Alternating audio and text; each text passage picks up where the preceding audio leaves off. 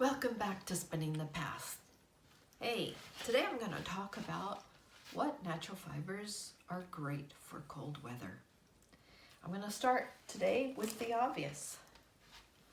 This is wool. This is wools from sheep. Isn't that beautiful? And it feels a lot nicer than you can even imagine. This particular breed is Cornmeal. Isn't that beautiful? So, wonderful sheep grow this for us. We shave them, and we use their wonderful wool. And everyone knows that wool sweaters and everything are wonderful. And if you have problems with wool next to your skin, most people wear, I don't know, like a t-shirt, a camisole, or something like that next to their skin, and to keep the outer layers warm. Now, this is wool as well. This is a gift for a friend of mine. It's being shipped out, but this is very lightweight, and it is actually quite warm, given its weight. Okay, so that is wool. We know wool is wonderful. It has so many different properties. There's so many different breeds. So there's a wool out there for everyone. It breathes, which is one of the most important things. I talked about in another video how the polar fleeces, they keep you warm because they don't let you breathe, whereas wool allows you to stay warm, allows you to stay dry, but allows you to breathe as well, and that's really, really important for your skin and for so if you get overheated, the wool will kind of dissipate that as well. It has great properties. You can look up, there's a whole bunch of groups that are out there promoting wool. I'm not getting paid to talk about wool. I love wool. There's all kinds of wool, like I said, that are suitable to most people. This is wool. So this is Shetland. So for the hand spinners out there, this is just kind of some Shetland, a little sampler that I had to do for my master spinner. Very nice. And another one of the great properties of wool is that it was the elastic of the day. It was the spandex. Look at that. It has natural built-in what we call memory. So there's beautiful, beautiful. And a lot of people out there love it. And if you do knitting and all that stuff, then wool is one of your go-tos. The next thing I'm going to talk about is cashmere. This is a cashmere sweater that I have, but I have had to process cashmere direct from the goat. It's a goat. And I bought the little fleece, and it was about this big. It was fluff. That was it. And in there were guard hairs I had to pull out, and it was really stinky and smelly, but the fine little undercoat, which is what I was going for, I had to use that for a project, and I carded that, and I spun it, and I knitted with it. So I have that experience with cashmere. Cashmere, of course, is very nice and luxurious. It's pretty expensive as well. Always wear something between me and my outer layers, even with the wools. Something, remember a lot of the perspirants that we use nowadays are really not friendly to the natural fibers. And I'll talk about that later too. So cashmere is great. Cashmere also loves cold weather. So my cashmere fleece I got was from Canada. So think, an animal that lives in cold places might be good to keep me warm in the winters. Which brings me to another cold weather animal, and that is the alpacas and some of the llamas. So who doesn't love alpaca? Oh, it's beautiful. You have two kinds of alpaca. You have Wakaya and you have Suri alpaca. Very, very nice. This is this is an alpaca. No, this is a llama mohair blend. It's very, very nice. Llamas, I have spun with llamas as well. They're very nice. You usually spin them very fine. They don't have as much elasticity. They can get heavy really quick. So if I do something 3-ply in a wool, I would do it 2-ply in alpaca. It gets very heavy. Alpaca coats, etc. Pure alpaca can be heavy again. They often blend the alpaca with something else. But again, it is another one of those high altitude, cold weather animals out there that we can get their nice coats from. And we can spin them and we can enjoy them. And alpaca's really soft as well. That's what people love about it.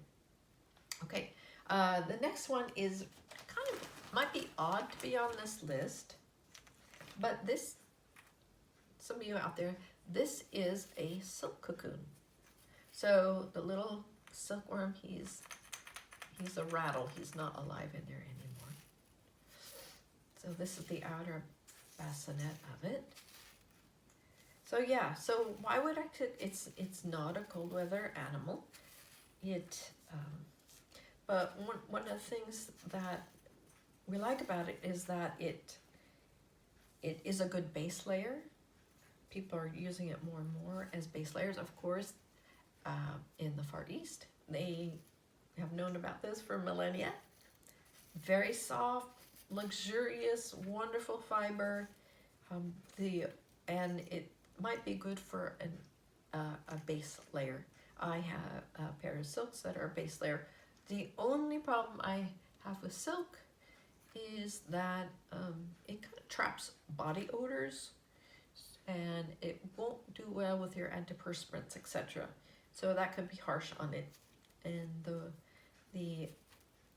base layer I have are kind of have seen better days. So I like the idea of it, but it's a really good warm base layer, again, because it's a natural fiber. It breathes, which is really nice. And a lot of people blend things, so blend it with silk. Silk will give it drape. So it's kind of one of those, for me, it's kind of in between, but because I've seen so many adverts for the silk, pure silk under layers, they're great. They're nice and warm for winter. Again, it's an underlayer, and it does help with the cold as well. What can you say? It's silk. It's wonderful. The last thing I want to get to is a natural way to keep warm, and it's kind of controversial. So but I need to bring it up because I've lived in Arctic conditions before, and is furs. So it's pelts and furs for wind-breaking protection. That's what the shearling coats are. That's what the fur hats and the Inuit know about it. Is the wind in the Arctic that really can get to you as well, and those are windbreaks, and it keeps you warm. So when things get too cold for even wool, then comes out the furs and the sheepskins. Mixed feelings about that. Those are people that, you can argue need it for survival and not using it for vanity. But as far as historical spinning goes, it would be very appropriate to use furs. Did they spin the furs? People do spin the furs. I've spun cat fur, dog fur. I've seen people spin beaver. I have a mink, I don't know how they did this, mink spun yarn. So furs, have a very different, in terms of spinning, very different properties. They're warm-ish, but there's other problems with it. They're really heavy. So like I said, it's kind of a controversial. I love my animals and I love my fiber animals. I like to keep them alive, but the reality is, in historical times and even extreme weather times, that the natural furs, pelts do seem to help for the extremes. Yeah, I'll just give it. And yes, we do have modern equivalents that can work in those situations. Yeah.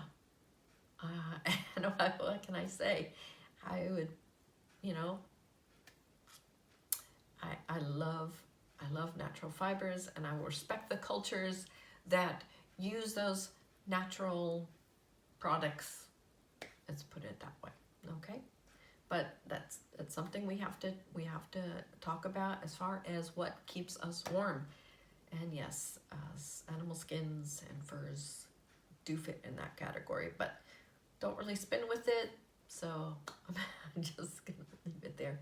And I'm wishing everyone a happy, happy holiday season. And please, everyone, stay warm. There are natural fiber alternatives to keep you warm. They're not hard to take care of. My channel's devoted to how to care for those easily, and they are superior in so many ways to keep you warm and toasty for yourself and your family this holiday season. So with that, I will leave this today.